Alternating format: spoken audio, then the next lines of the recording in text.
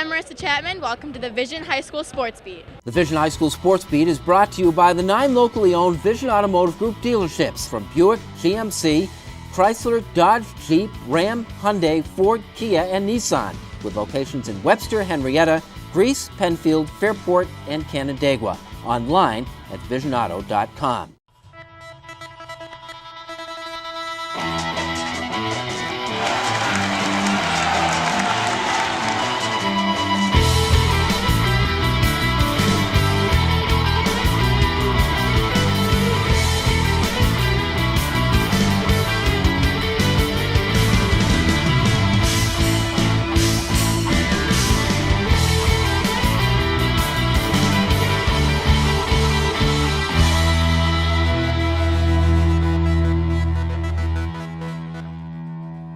Hello everyone, and thanks for joining us at the Vision Automotive Group's High School Sports Beat. I'm Bill Pucko. Every week at this time, we take a comprehensive look at sports in Monroe County, beginning with our honor roll of high school teams. At number 3, we have the Pittsford Mendon Boys Nordic Ski Team. The Vikings won the Carl Lane Metzler Sprint. The big news, really, is that they actually got to host the event this year. The last 2 winters, there hasn't been enough snow, and nearly all the local cross-country ski meets were held outside of Monroe County. Webster's Pete Mallory was the boys' race winner. HFL and the indomitable Riley Douglas claimed girls' honors. At number 2, the Bishop Kearney girls basketball team, a team that we featured on the Sports Beat a couple weeks back. The 11-2 Kings beat Mercy 65-60. After trailing by 8 at halftime, the Kearney defense held the Monarchs to just 2 made second-half field goals. Rosa Graham scored 22. And at number 1, McQuaid Hockey, their defending Section 5 champs of 14-1-1. The Knights beat Aquinas 4-3, and that rivalry is back. Jack Dugan and Tyler Goki had a goal and an assist each. Which brings us to Pittsford and a visit with the middle Ransford.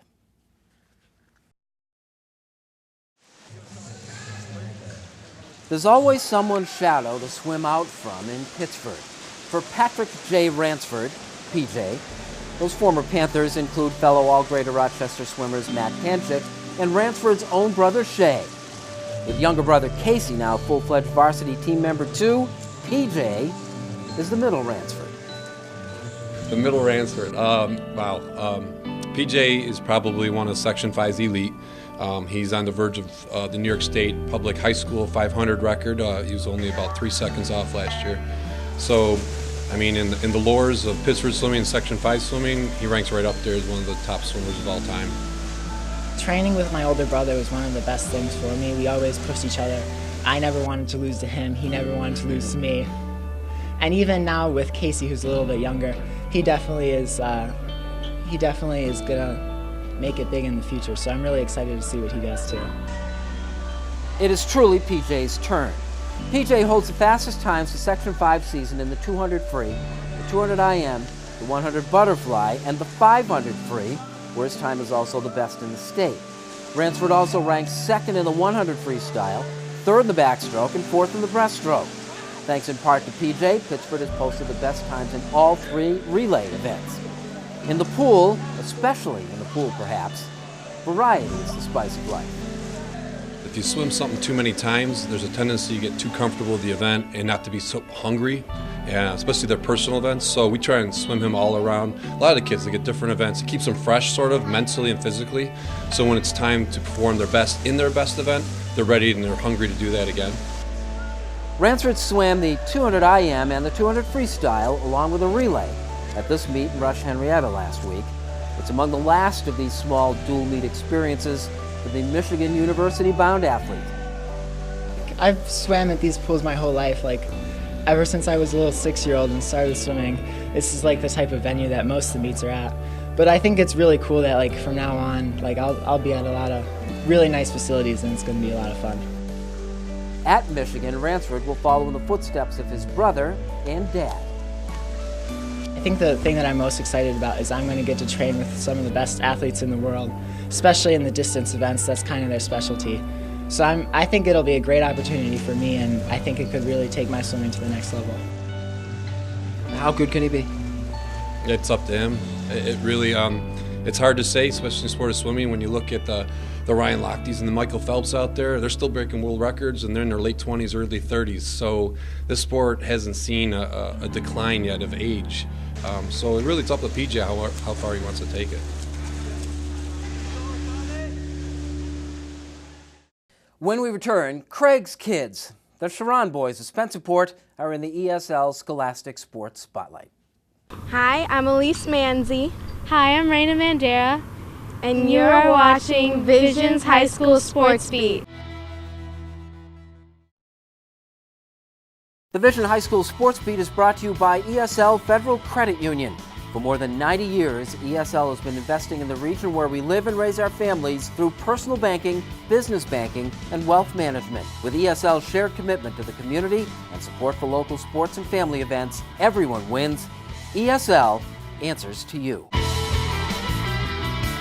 Welcome back, and thanks for watching the Vision Automotive Group's High School Sports Beat. I'm Bill Pucko. This portion of the Sports Beat brought to you by ESL Federal Credit Union. ESL answers to you. Time now for our honor roll of high school athletes. At number 3, Anthony Fideli, the Grease Thunder hockey team. We featured that team in a game against Penfield earlier this year, and Fideli scored a hat trick. The same two teams played again last week, and Fideli got another hat trick. 3 more goals. He has 16 goals over the season for the 13-3-1 Thunder. 6 of those, of course, now coming against Penfield. At number 2, the Churchville Chi-Li boys basketball team. It's a pretty good brother act. The Saints got 50 between Anthony and Isaiah Lewis in a win over Gates Chi-Li. The Saints are 9-4. And at number 1, Brighton Scott Lazaroff, who has blossomed into the region's top diver. Scott set a new school record with a 339.80 effort against Eastridge. It's just too bad he doesn't dive against Pittsford's Sam Randall on a more regular basis. They could face each other in the States. Which brings us to Spencerport, where Craig Charron's legacy is alive and well in our ESL Scholastic Sports Spotlight, the Charron Boys. They are a local hockey royalty, the Charron brothers of the Spencerport High School Rangers. Nick's a special player. He's really blossoming here this year. Jackson is one of our best leaders we have. Put the C on him this year. The last few weeks he's really responded, stepped things up, and really led where we are. Their dad was someone special. Craig Charron spent 5 seasons with the Rochester Americans, scored 43 goals for the eventual Calder Cup champions in 1996. He was the MVP of the playoffs. In all, Charron scored 122 goals as an Amerk, accumulated 312 points in his 335 games in the red, white, and blue, twice voted the team MVP. Charron was also awarded trophies for sportsmanship, community service, and popularity while in Rochester. In 2008, Charron was elected to the Rochester Americans Hall of Fame. You know, he was one of those players I think was always told that, you know, he was too small or couldn't play. And he was a gifted, probably the best stick handler I've ever played with. Great hockey sense, and he competed. Charron lost a battle to stomach cancer in 2010. We lost an icon. The boys lost their father. You know, you got to step up, you got to take charge, and it's a tough role, but it has to be filled. Nick, just a sophomore and only 12 when Craig died, thinks about him often. You know, it's random times it happens, and I think it's like a memory happens, and I think of him, and yeah. You were his number, that's pretty cool. Yeah. How come you got it and Jackson didn't? Well, I mean, I guess I got it. I mean, I just wanted it, yeah. And I wanted it more than he did. How much do you love it when someone comes up and says, hey, I knew your dad, he was a great guy? Yeah, it's a great feeling, you know, you hear it all the time, and it just really makes you remember how great of a guy he was. The Charron Boys have helped revitalize the Spencerport program, which Craig once coached and is now run by a Ranger alum, Jason Rich, class of '93.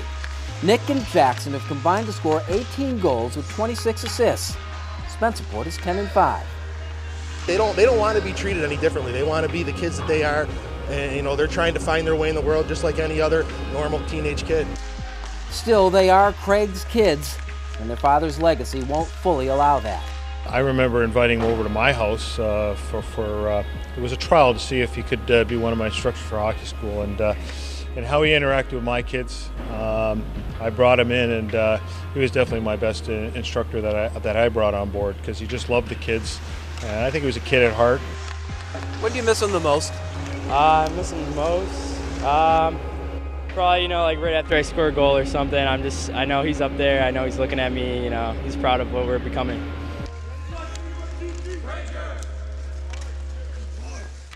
And a salute to Wendy Charron, who in Craig's absence is doing a great job raising 4 kids. Kim Burnson is up next with our Vision Making the Grade nominee, and later on it's off to Dewey Gardens and 4 top teams. Hi, I'm Kennedy Jensen, and you're watching the Vision High School Sports Beat.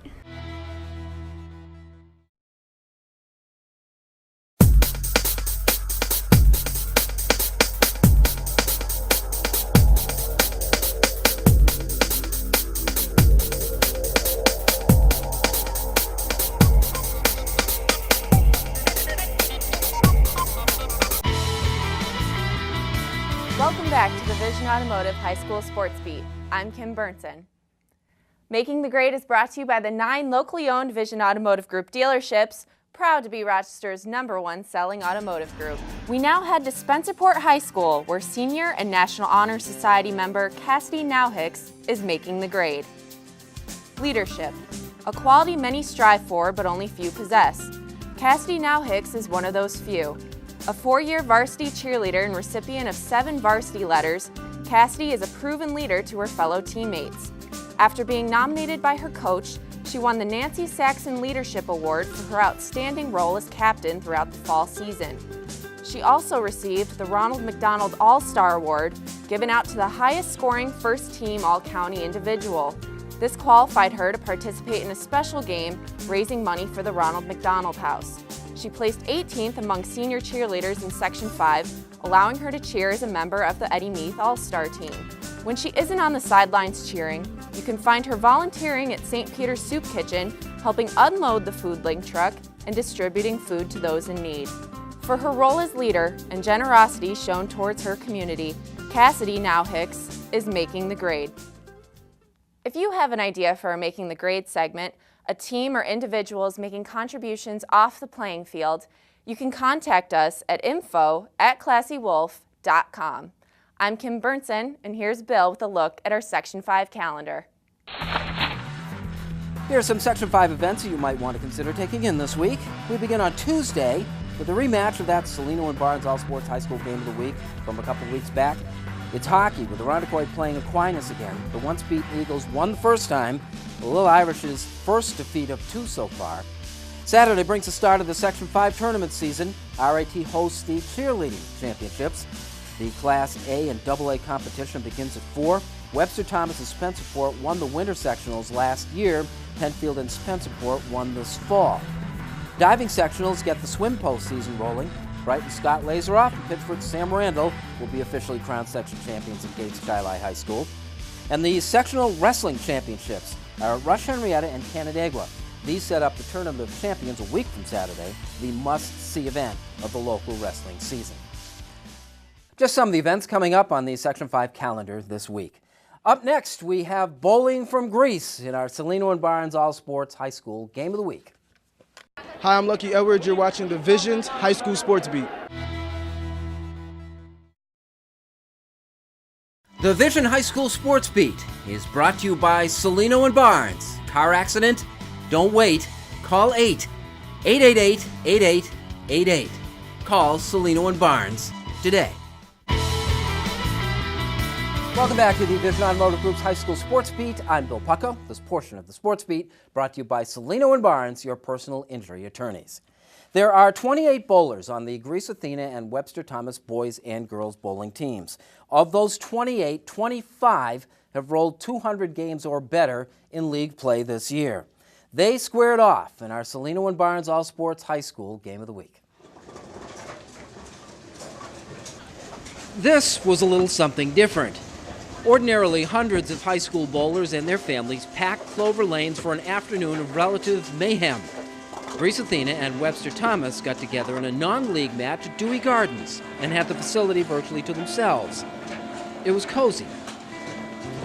These dual meets are a little bit different. It's a little quieter. Do you like them?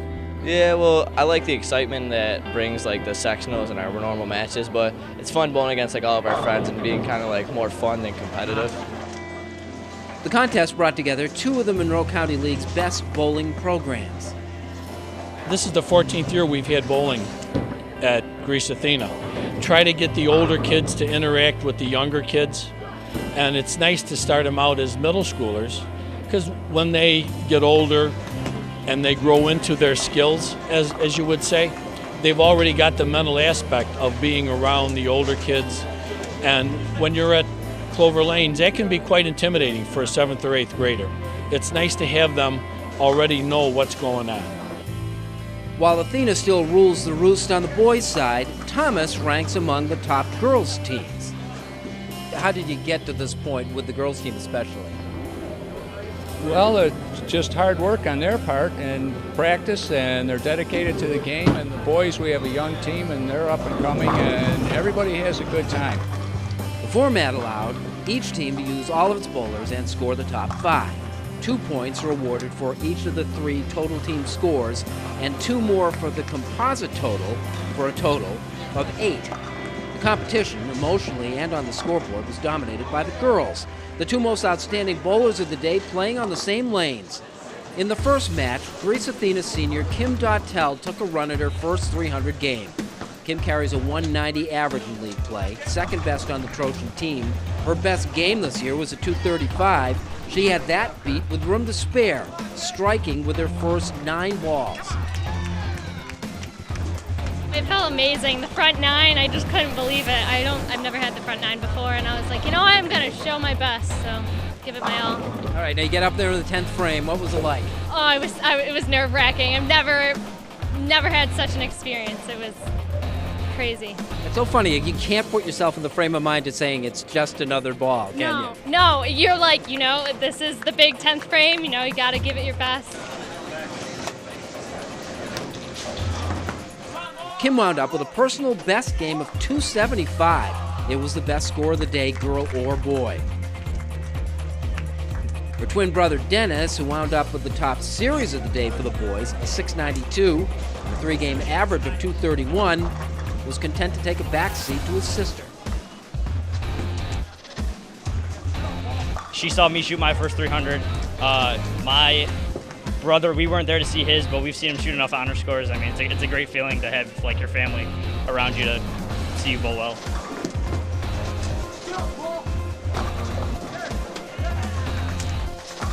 In Game 2, it was Webster Thomas senior Emma Catone. Emma carries a 219 average, second in the league, behind only Emily Notebart of Gates Chili. Catone's 279 single game high hasn't been topped.